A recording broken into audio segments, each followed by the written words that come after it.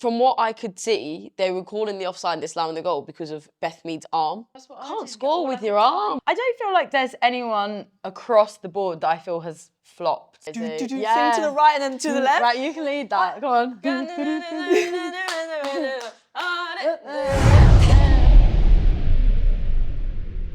Hello and welcome to the Debrief Show, brought to you by Girlactico. I am your host, Harry Clark, and each episode we're going to be joined by two women's football creators.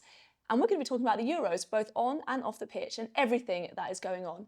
I am excited to tell you today that I'm here with two of the best creators in the industry.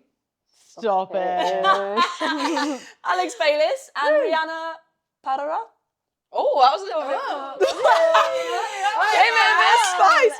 Well, how would you say it? Parara. Parara. Parara. But I gave it a little No, bit you give it a little bit of a pizzazz.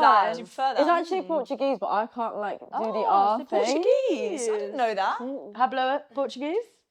No. Hablo español. Ah, sí, sí, No sí, hablo sí, portugués, sí. no. Vale, vale. So not are you talk about supporting them. Portugal in the Euros? I mean, I'm not actually Portuguese. Oh, That's the name, it's surname just is Portuguese. So yeah, no Portugal fandom. Anyway, how are you both? good. Living the dream, apart from it's raining today. But Yeah, Zurich that has was been horrible. amazing so far. Yeah, it's been good. It's been good. What have you been up to? What, I haven't been Brunch? up to. I haven't been to brunch. Oh yeah, you've not made it to hotel breakfast once, actually. We did a last-minute road trip. It's tournament football. You Yeah. got the most of it. 6-hour round trip. Go Yeah, on, yesterday I did it. afternoon, we were like, let's just go. Got back at like, what, 1? Yeah. 3 hours there, 3 hours back. Yeah. That is quite a lot. But the trains are good, right? Yeah, the trains are easy. Yeah. And this stadium, have you been, this is Sion, I think it's called Sion, and the stadium is surrounded by mountains. So we're walking along, and then up this giant mountain is this chateau. Look up. No, it's not going to happen. So we didn't make it up there, but the stadium was, yeah, we saw it, we took pictures. Half-hearted approach The against the stadium was chateau. surrounded by mountains. Yeah, I saw It's the so pictures. It's cool. cool. So, with part of the show, the creators here get to choose a Nike Euro shirt that they can wear, depending on how the team's getting on, how the shirts look, and this is what we got for Netherlands. I've gone for this one because I just love bright colours. And it's bright orange, so it matches my hair. You can't see it today, but it does, so I went with that. I've gone for this one. It's so cool. This is the Norway shirt. I love the colours. Good for my tan. Love this badge. It's so cutesy and it's kind of girly pop, but also football. And Norway, some of the best individual players in the world. And obviously they've done really well in the Euros so far. So yeah, I'm happy with my choice. Should we talk about England? Do we have to? We do. No, I'm still optimistic. Yeah, what's your thoughts then? What do you think happened? What went wrong? Why didn't we come away with the win? So we always knew it'd be tough for England, tough group, especially starting against France. They're so quick and strong. Their attackers are in such good form. But I thought, we'll turn it on. And first 10 minutes, we looked strong. Obviously, I think if that goal isn't ruled offside, then that totally changes the game. But then after that, we just got sloppy. Do you know what I think happened? I think that kind of woke France up. Like, annoyingly, Yeah, we scored. yeah. They were like, oh, they're going to score here again. Yeah, We let's could do it go. again, so we need to go. And then we just sort of like... They've had the cue to pull the socks up Yeah. and like, it's just not even... Should we talk about that VAR decision? Because Right, it's I've been got a lot, so many opinions on there's this. been a lot of chat about it on Twitter. I've seen a Yeah. lot of it. Yeah. There's been a lot in the news. I understand that it's like automated and it's like it's a system that they use for VAR, but is it offside? I think for me, looking at that, the offside rule applies to like parts of your body you can score with. Mm-hmm. So it's like your leg, your like chest, or like your shoulder, maybe like your head as well, and things like that. But from what I could see, they were calling the offside, disallowing the goal because of Beth Mead's arm. That's what I Can't didn't score get. Or with like your a arm, tiny bit of the foot. Queen. I think you can score from if the Unless you're from like the Maradona. sleeve, Up there, from but it sleeve up. wasn't. It was up. I'm confused still. I think if the lino flags it and then VAR checks it, I think fine. Yeah. Even though it's still annoying, I think fine. But They you didn't. can't judge that. There was another not like full phase of play, but there was a half like phase of play. Like it went to Lauren Hemp, she shot, then it went to Russo. Yeah. Like there was a lot of there was activity a lot after. happening. in between. Yeah. For France to but be able also, to... even France's goal, like, I mean, you saw Serena Wiegmann's reaction on sideline. She was fuming, like, fairly so, because We were I going, go would on, say Mum. that was a foul. Tell 'em. We were all like, yeah, go on. Go on, We were sat Mum. just above her. Yeah. Serena's mum. Yeah. Fair. No?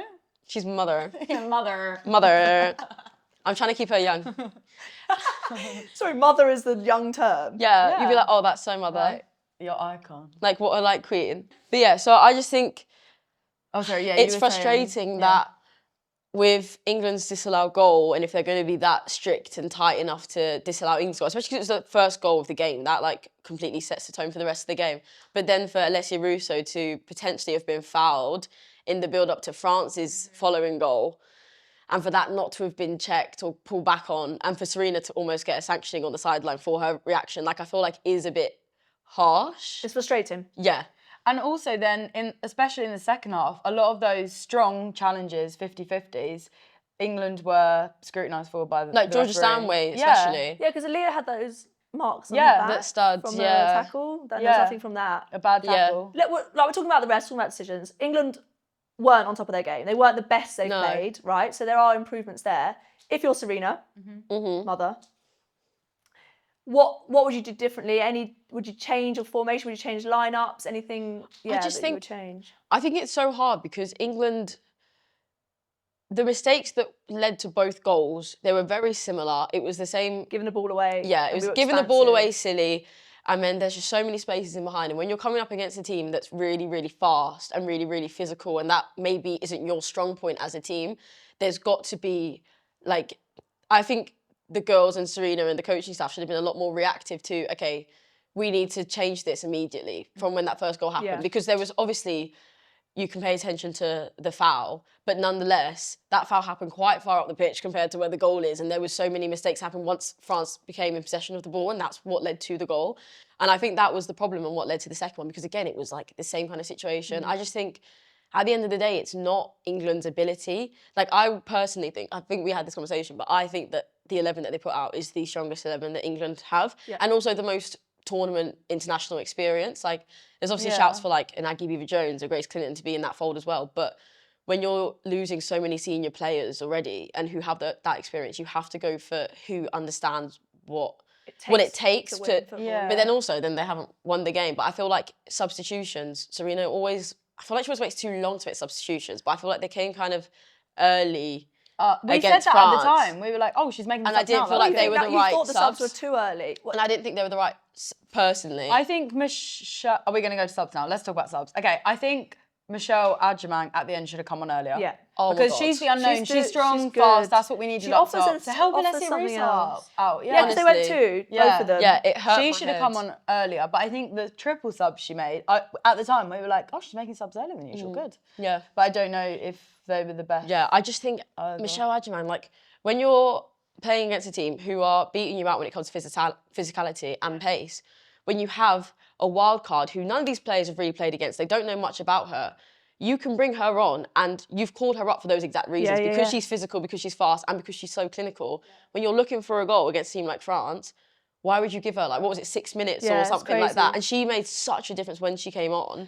What I would say about that hurt my though, head. Obviously, this is how the game was going, but I'm glad that Michelle has played now. She's already played. Rather than, like, you know, when it gets later towards the end of the tournament, Yeah, yeah. she's probably not really going to get a First go. game, she's got I'm some glad minutes. she's done it. Yeah, she's got some Yeah. minutes. She's shown what she could do. She nearly scored. I was so desperate for her to score. So hopefully she'll keep getting minutes. Yeah. I'm just thinking... I wonder if we see a more like a 3-5-2 or something where Russo and Michelle can play at the same time. together.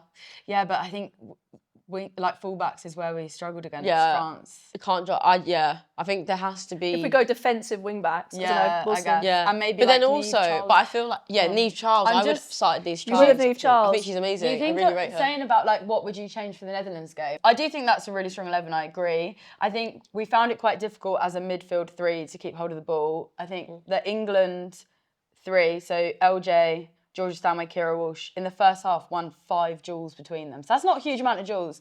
So the France stats in that position are a lot better.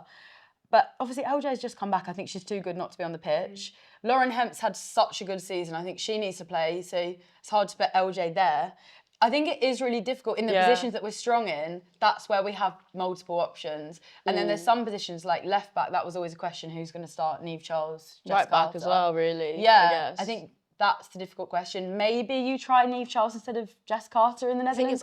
is, I just don't see Serena changing. Like Serena's record, likes- especially in an international like tournament. That's what she likes. She likes the consistency. Gets her 11 and stays. Yeah, but I feel like Georgia Stanway, who I always think is one of England's best players. Every time I watch her play, I always think she's a standout. But I think the performance from her the other day you could tell that she hasn't really played this season, that she's only just coming back from fitness. And like, there was a few times where she was just like a millisecond behind, but like in an elite game, like against a team like France, that millisecond can lead to something bigger. So I do feel like maybe there's a look in for Ella too. And I feel like she's had a really, really good season. I feel like she'd be upset to not be in that 11.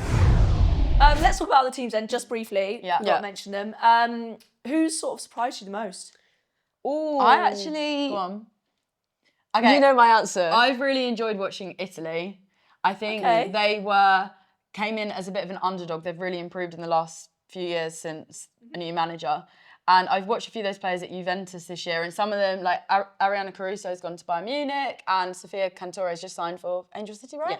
So I think it's nice to see them coming together as a collective, kind of like what we were saying about England, where they can come together and just perform well as a team. So I really enjoy watching them. Italy good. Great opening goal by Caruso. So my God, yeah. Rui, who's yours? I think for me, it's probably actually Finland. Yeah. Like, I think they've actually been really, really good. And I think they're so unlucky to have not walked away from the Norway game yesterday. They had a really rocky start, like, I'll be quite honest. Norway came out, like, absolutely, like, just very, very fast, like, really aggressive. Pressing, but then the moment that the ball started to go out and there was a few challenges and, like, the game slowed down a little bit, then Finland just found their rhythm. Once they found their rhythm, they were so good. They just and they had so many chances. I think that's what's so hard. Like, they had so many chances. Then there was no goal. Which, what can you do? And then, like... And then Caroline Graham Hansen. I think that was a cross. I think that was a cross. She's very... Yeah. I mean, she's Ballon d'Or number... One of the best in the world. 2, 3? 3, I think. One of them. Yeah.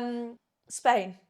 Look, we'll touch them a little bit. We all know how good they are, but they have come out the blocks and have been... Yeah, they've got the highest goal difference so far, right? Yeah. 5-0. That's not... I was not shocked, to be quite honest. We'll just see how they get on. Terrifying. They didn't even have Bonmati and they still managed Yeah, but I was pleased. Vicky Lopez coming and scoring. She's such a good player. Do you know, my dad rang me and he was like, this Vicky Lopez, yeah, she's quite good, isn't she? I was like, I know, I've been telling you that. You didn't listen to me. Okay.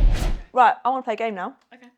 Little predictions game. So we've obviously had match day 1. We know how the teams are getting on. We know how they're turning up to the tournament. So I want you to give me your predictions for the end. All right? So final 2. Who's the final going to be? Spain. For sure. I'm going to go optimistic and stick with my guns and say England. Like the optimism. Yeah, do you know what? I'll back England as well, especially because England, the way the points are going anyway, they won't finish above France potentially. So if they get that D2 spot, they're not going to meet to the final. Dreamy. So final. Bit of trauma there. Yeah, but rewrite the history books. Oh, okay. I like it. Nice comment. Winner then, if you've gone for those 2?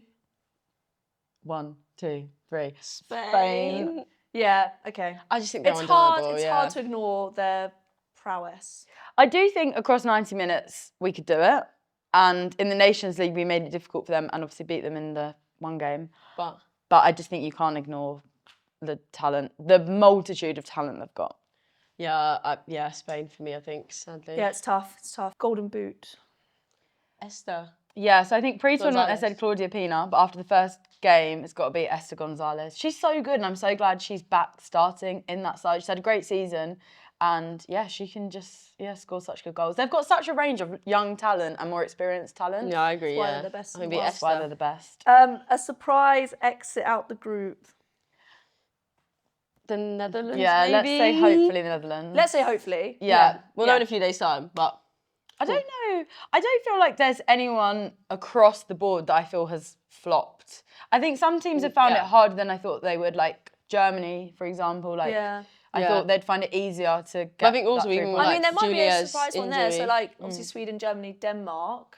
Yeah, probably Denmark have been stronger than I thought. But yeah, I think Denmark will probably drop out of that group. I think so. Cool. Well, we'll see. We'll see what happens. Best young player. Vicky Lopez. What a superstar! And you've obviously said they're going to be in the final 2, but realistically, are England getting through? I think there's a really good chance of it.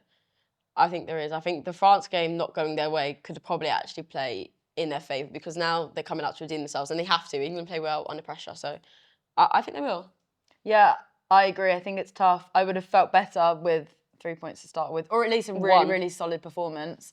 But I think now nothing to lose. Just gotta go for it. And we Got to do score do well goals. under pressure. So Exactly. there we are, we're doing it. Thanks so much for joining us, girls. Thanks for your Thank opinions, you. your Yeah. expert opinions. Expert, very expert. Thanks for watching. That is the end of episode 1. We'll be back with episode 2. Comment on the video and see if you agree or disagree with these two over here. And make sure you subscribe so you don't miss the next episode. If you've liked any of the night shirts that we're wearing or the ones on the rack, you can go and get them at the Nike store now.